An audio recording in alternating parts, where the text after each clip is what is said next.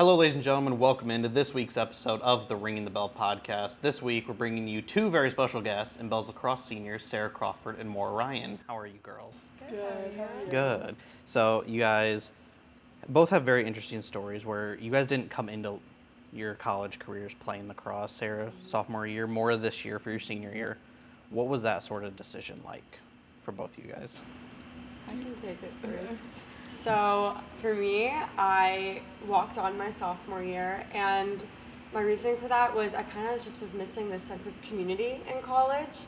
I had played sports all throughout high school and before then, and something was missing from my day-to-day. I missed the camaraderie of having a team, the schedule of having a team. So I knew a few girls who were on the lacrosse team. Lacrosse was a sport I thoroughly enjoyed in high school, and I was like, hey, do you need anybody? I would love to join. And then I met with Coach over Zoom, I think, that winter, and then I started in the spring. Yeah. For me, I actually played club basketball for Notre Dame my freshman and sophomore year, and then I broke my foot, and my doctors were kind of like, you shouldn't, you kind of need to be done with basketball. And I was a game day worker, so I knew Coach, and every time I watched or was working a game and was watching, I was always like, man, I really want to get back out there. And then this fall, she emailed me, and she was like, hey, do you want to come meet? And I was like, okay, I guess I'll just go hear her out. And so we talked through it, and then I went and called my dad, and he was like, you're never going to have the opportunity to be on a team ever again in your life, basically. And he was like, I think you should try it and just see how it goes. And so I was like, okay. And it was one of the best decisions I've ever made, so I'm very happy to have joined. And obviously, coming into a program where you didn't come in with a recruited class, a freshman class, where everybody's kind of on the same level coming in. What was the team like stepping in? How did they welcome you guys in? And what was that sort of atmosphere like when you first stepped in? In the beginning, it's definitely intimidating. I mean, I didn't really understand what D3 was. So I was like, okay, I knew girls from high school who had gone to D3, and they were hardcore girls. So there's a little bit of imposter syndrome maybe, but St. Mary's is really special in our team culture. Everyone is welcoming, they love the sport, but they're also here for school. So it's not as cutthroat as maybe you'd imagine D1 might be. And I remember when I came to a team meeting. It wasn't a practice initially. And there was these two girls, Emma and Paige, they were seniors last year. And I was like, hi, do you know where the lacrosse meeting is? And they're like, oh my gosh, you're the new girl, follow us. And they took me under their wing, and they were my best friends on the team. So right from the jump, it was really welcoming. Yeah, I was definitely intimidated too walking into it. It's just because I came in kind of the middle of the fall season, and so everyone kind of knew each other, and I knew a couple of the girls just from around campus and stuff, and so I was like, okay, this is scary, and then it probably took me 2 days to just be like, okay, this is fine, they're super nice, and everyone was super welcoming, and like Sarah said, I think this is one of the best team cultures I've ever been a part of. Everyone is just so happy to be around each other, and I can definitely say that we all truly love each other, which is awesome. So yeah. And for you guys, with being your senior year, what has been some of the more important aspects that you guys have looked back on, since we've been doing a lot of seniors this year, and a lot of them have talked about they're just taking in their final season of playing, their senior year of college. What have you guys really taken from this year that you guys are just appreciating about your final year of college? It definitely feels different. I mean, every day it's kind of a countdown. Everything's finite now, and it wasn't really like that before. I think I'm just taking in the team, really. I'm trying to focus, obviously we want to win, and we want to do well, but I'm these are my family, these are my best friends, so it's just every day with them, every moment's so special. Even, things you wouldn't want to do, 6 a.m. practice last Friday. I'm MG came up to me at the end, one of my teammates, and she was just it's our last 6 a.m. And I was like, that's kind of sad. Yeah, okay. She's it's bittersweet. And at first I was like, no, it's not. And then it is. Feel like you have another one coming just right around the corner. I know, but stuff like that is that's our routine. Yeah. That's our normal. And you kind of get fond of it in a weird way. I just feel like I'm trying to take in everything. We're never going to be in college again. We're never going to go to classes like this again. And just being with our friends is the biggest thing, whether that's on the field or in the classroom or with my roommates. I'm just trying to take in every moment and be okay, I mean, at this point we have less than a month until graduation. Yeah. And so it's like every single opportunity, everything we're doing, it's like, okay, this is, no matter what it is, this is fun because it's one of the last times we're going to be doing it. So just like soaking that all in and cherishing every moment we have with each other. Yeah, like Maura said, like we're never going to be playing Yeah. a sport again. So it really is just special. So coming in from when you guys were first year students here into now, how have you guys seen yourselves change, whether it's with your time management, your schedules? Obviously, first years, you guys weren't student athletes, and then this year, having to handle student athlete classes, finishing up classes for graduation, preparing all that, looking for jobs and what you're going to do next. How has that kind of transition happened throughout the 4 years for each of you? I feel like I like having the schedule that we have as student athletes. Like, I need structure more than I need free time. Yeah. But it definitely was a much bigger adjustment than I anticipated, especially with the spring. Because in the fall, we practiced 3 times a week, I think, and then we had 1 game. And that was a lot easier to adjust to, and my class load was a lot lighter in the fall. And then coming in this semester, I'm in 4 chem classes, and then with practice every day, and I was like, wow, this is a lot, but it definitely, it definitely was. I had an adjustment period at the beginning of the semester, and then once I figured it out, it's just like, I have to get my stuff done, like, when I have time to. There's not as much time to just, like, sit on my phone and scroll, or, like, I don't know, do something else that's not productive. And so I just kind of figured out how to, like, designate my time to different things so I could get everything done with practice. And with those away games, that was a rough stretch we had there, but I figured it out and got it done. Yeah, you don't get work done on the bus. No, it's just it's not. You go in thinking you're going to, and then you never do. I think for me, it correlates with time management. It was just kind of advocating for myself and communicating needs. You really learn that, like, the help is there, but only if you ask for it and know how to ask for it. So communicating with coach, like, hey, I'm stressed, like, help me make a game plan. You know, like, I need to do this, I need to talk to that professor, I need to move this exam. And sometimes it just gets a little rough, and you need someone in your corner, and, like, through, like, our academic faculty and our coaching staff, like, you have that support. You just have to learn how to ask for it so they can accommodate you, because they don't know what they don't know. So don't struggle in silence. And I think that was actually pretty applicable to academics as a whole. You know, if you need your resources, you've learned how to advocate for yourself and get that. So for a lot of our student athletes here, a lot of them are from this kind of area: Illinois, Indiana, Michigan. You guys are neither of that. Georgia, North, and New Jersey. What brought you to St. Mary's? What was it about little Midwestern? Obviously, it seems bigger with Notre Dame, South Bend, but this small little Michiana community, what brought you here and brought you to St. Mary's? I actually have a pretty funny story of how I ended up here. So I'm from Georgia, and the in-state tuition that's provided in the state of Georgia is, like, pretty incredible. And so I just kind of told my dad, I was like, hey, listen, like, I think I need to leave because so many kids go to the University of Georgia or Georgia Tech.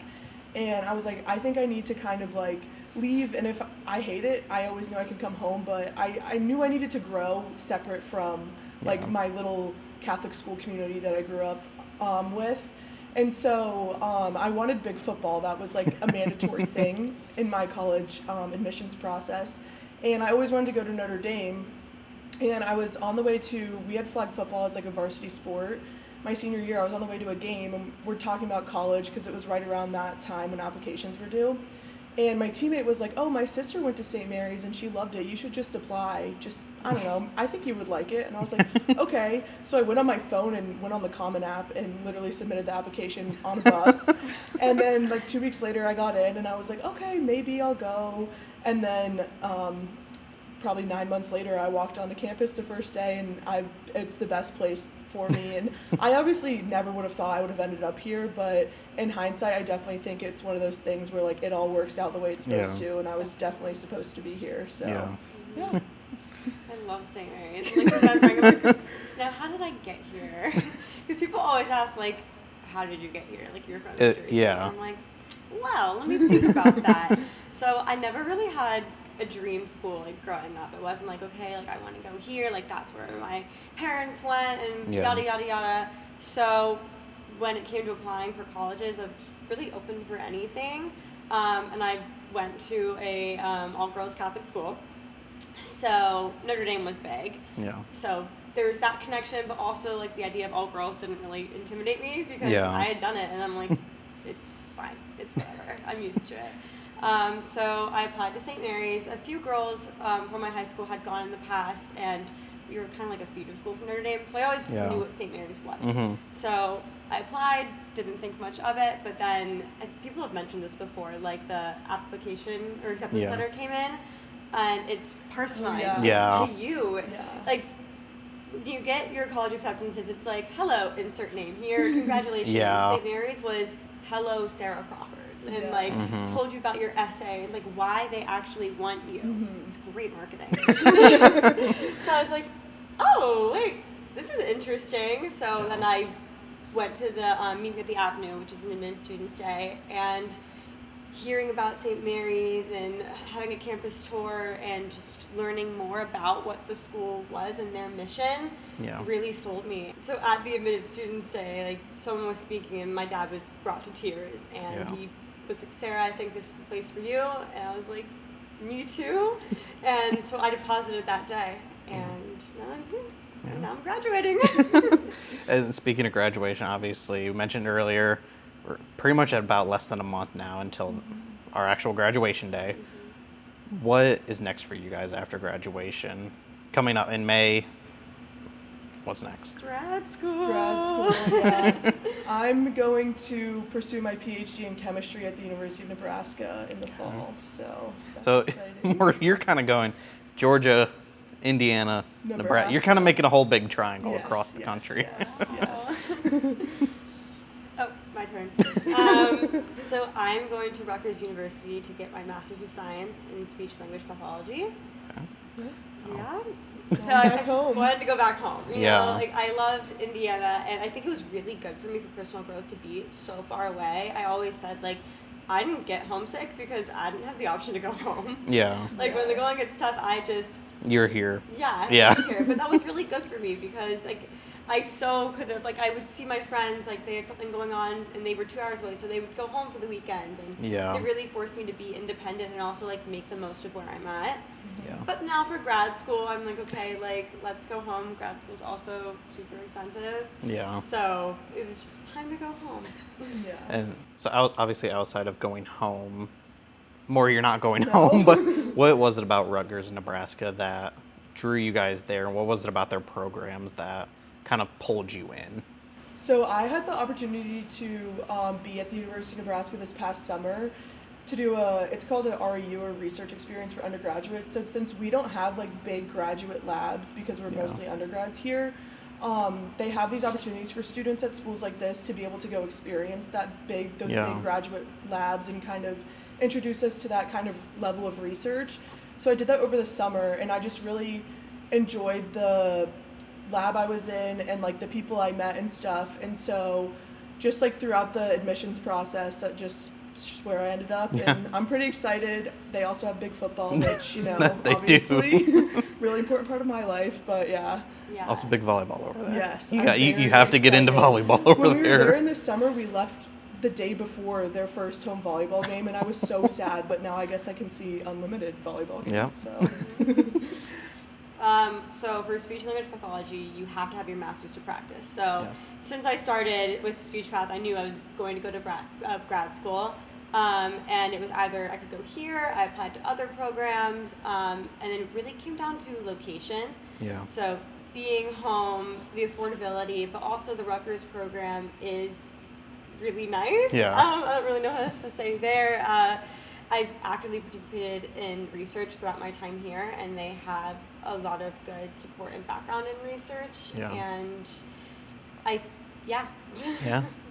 So, guys, thank you for coming on Ringing the Bell, joining us this week. We're going to take a quick break for our Bell's Weekly Recap, and we're going to come back. We're going to do some rapid-fire questions. Welcome into your Bell's Weekly Recap. Starting off, Bell's tennis went 2-1 last week, including a 7-0 sweep over Adrian and a big 6-1 victory over Kalamazoo.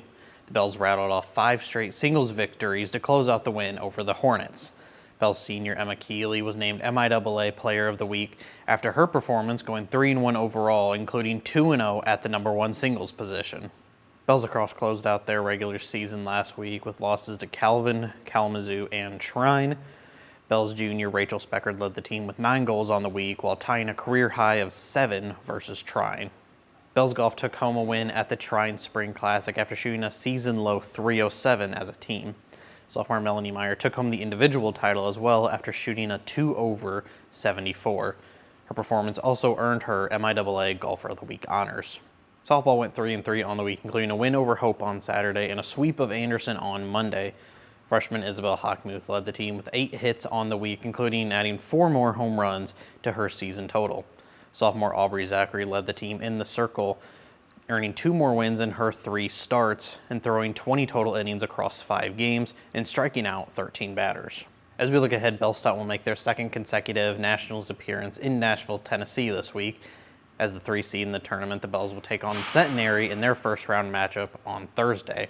Belles softball will continue MIAA play on Thursday with a trip to Alma, while tennis closes out their regular season with a trip to Hope on Saturday.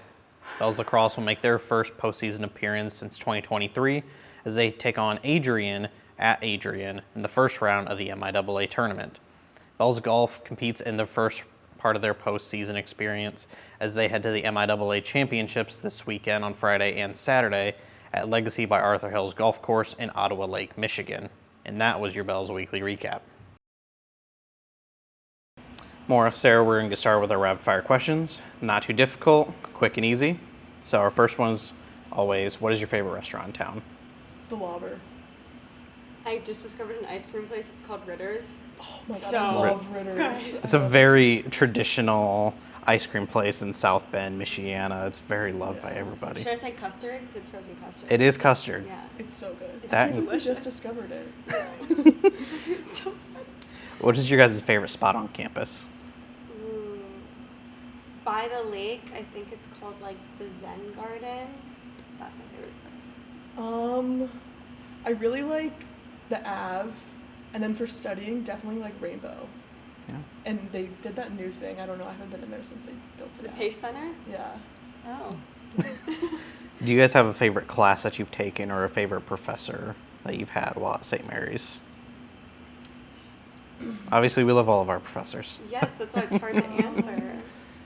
Dr. Thomas, she like led my research, and she's just the most amazing support and professor that I've had.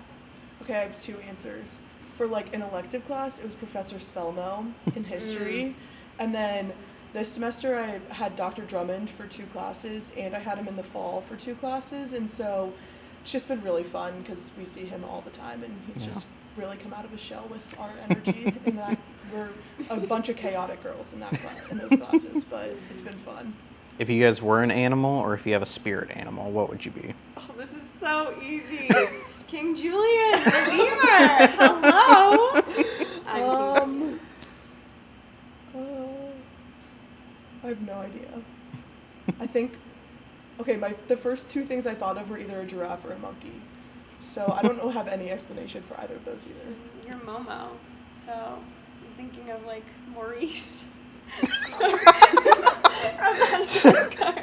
Okay, sure. So we have 2 lemurs.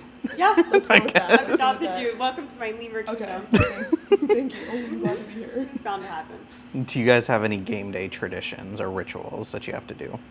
Our ribbons. Yeah. We do hair ribbons. Yes. It was traditionally Emma, who's now graduated. She's a goalie coach. Yeah. And now it is Masha or Mia. Yeah. So we all put ribbons in our hair every game. And she Yeah. picks them out, and it's really fun. They're different every time. And I have them on my lacrosse bag, decorating it. I think a few girls do that too. Yeah. Yeah, I know. I've gotten to experience your guys' ribbons a couple times. I've traveled with you guys over the past Yeah. years. It's special. I can't put it in a hair. I can't put it in my hair, but I can bring it somewhere. You can hold it the entire time. Do you guys have a favorite uniform color that you prefer to wear? I love the blue. Carolina blue is just one of my favorite colors. So Yeah. I love the blue. I would agree. I love wearing the blue. No, I think every sport here, if they have a light blue, that's the preferred one to wear. Do you guys have a coffee or Starbucks order? I love to get the same as Alyssa, vanilla sweet cream cold brew with light sweet cream. I've tried this new thing where every time I go to Starbucks, I get something new. Yeah. Yeah, because the menu's kind of big. Yeah. It's a large menu, and there's I a lot of just- different things. I always get the same thing. I Yeah. used to be a brown sugar shaken espresso girl, but I switched it up. I really liked their cherry cold foam. Like I would get like the vanilla sweet cream cold brew with the cherry cold foam. Cherry cold foam? Yeah, it was Interesting. like a spring special last year. Okay. But now, like lately, caramel is like my go-to flavor. So the salted Yeah. caramel cold brew is pretty good. Yeah. And our last one, do you guys have a dream vacation spot? Thailand. I was also gonna say I want just somewhere in Asia. Yeah. Like Yeah. I think that would be really cool because I studied abroad in Europe and I've done like the Caribbean, Mm-hmm. and so I'm like, okay, I think Asia would be like really cool. Another Yeah. continent? Yeah, because Asia's just so different from here too. Like Yes. Yeah. the culture is so different. The Yeah. biome is different. Yeah. I feel like every country in Asia is different from the next one. Yes. Japan is different from Korea, Yeah. China, There's so much diversity. the Philippines, Thailand. Everything is so different. Yeah. It doesn't. Yeah. You'll never get the same experience to going to one. Oh, or Alaska. Ooh. Yeah. That's like Good a one. bucket list is an Alaskan cruise. Yeah, I think bucket list for me would be like the Northern Lights, Oh, which we Yeah. have here, but I I've know. never seen It's them. very difficult to see. Yeah. Yeah. But, so as we begin to wrap up this week's episode of Ringing the Bell, thank you girls one more time for coming on. As you guys, time of filming, you guys have your final regular season game tonight against Trine, and then you guys preparing for MIAA tournament.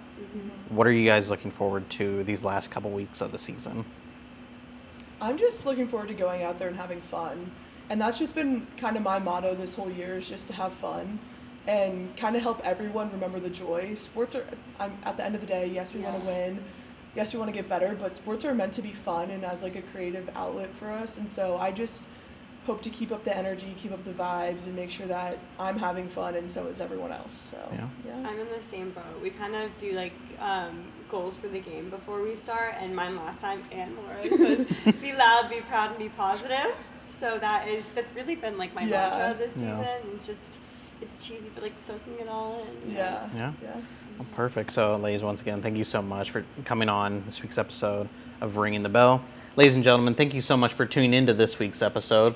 Make sure you follow Belles Athletics on all social media platforms so you can stay up to date with your Bells. Have a great day, everyone.